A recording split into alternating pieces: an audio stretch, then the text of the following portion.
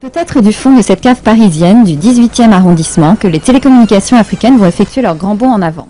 Après 3 ans de recherche, Victor Agbenienou, un ingénieur togolais de 39 ans, voit enfin son projet aboutir.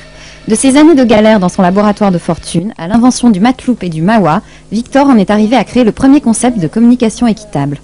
Tout mon laboratoire, c'était ma tête, mes mains, c'est tout. C'est vraiment sans argent, sans rien que j'ai pris cette décision. J'ai continué, sans rien. Heureusement qu'il y avait ma femme, j'ai des enfants qu'il fallait nourrir. Mais c'est pas grand-chose, on a vécu comme on a vécu, parce que j'avais pris sur moi un sacrifice d'arriver et de montrer quand même à mes amis africains qu'on peut arriver aussi comme ça et qu'il faut se mettre au travail, quoi. Cette invention qui ressemble à un champignon géant s'appelle le Matloop. Cette antenne est l'outil télécom le plus élaboré du moment. Un serveur électronique permettant à la fois de téléphoner, de surfer sur le net et de capter la télévision. Il suffit d'implanter le Matloop au milieu d'un village et chacun peut venir y brancher sa fiche pour accéder au téléphone sans considération des réseaux locaux. Dans un village, il suffirait de ce petit module dans la cabane d'un individu avec une petite antenne qu'on mettra au-dessus de la cabane et puis c'est tout le village qui est arrosé avec les lignes sans fil qu'on apporte dans le village. En effet, ce système révolutionnaire peut être un atout sérieux pour réduire la fracture numérique nord-sud. Aujourd'hui, les pays du Nord représentent 88% du commerce des équipements télécoms dans le monde. L'Afrique, elle, atteint à peine 0,14%. Elle n'a que 2 lignes pour 100 habitants. Mais le vent peut tourner. Les Américains ont déjà essayé de racheter le brevet du Matloop pour un paquet de $.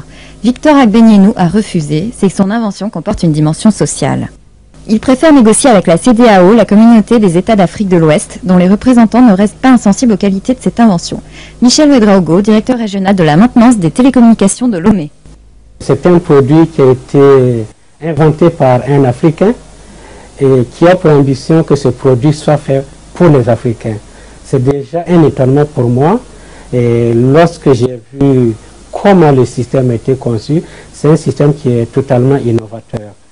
En effet, ce système semble parfaitement adapté au terrain africain. Fini les liaisons filaires discontinues, les problèmes de réception et d'isolement. Et puis, K-Technologies est un vecteur d'emploi sans précédent. Victor Agbenienou compte créer des sites pilotes en Afrique où il formera des techniciens et ingénieurs qui pourront eux-mêmes fabriquer le matériel et l'exporter vers les pays du Nord. Victor Agbenienou a déjà testé à plusieurs reprises son invention sur des sites pilotes à Paris. Les accords avec la CEDEAO pourraient lui apporter les $10 millions nécessaires au développement de son projet en Afrique.